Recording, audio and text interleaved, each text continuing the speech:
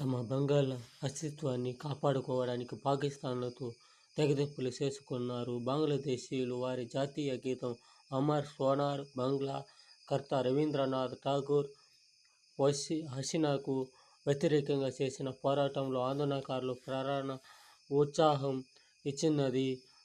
ద్విజేంద్రలాల్ రాయ్ 20వ శతాబ్దం తొలి సంవత్సరంలో రాసిన ధన్యు పుష్పభరా అన్న బెంగాలీ గీతం. ధాన్యాలతో పుష్పాలతో నిండిన మాతృభూమి, స్వప్నాలతో పుట్టి శృతులతో నిండిన తల్లి, నీ వంటి నేల ఇంకెన్నదన్నా ఉందా నా మాతృభూమి, రాజ్యాలన్నింటికీ రాణి అంటూ కీర్తించే ఈ పాటలో మాతృదేశ ఆనాటి ఉమ్మడి.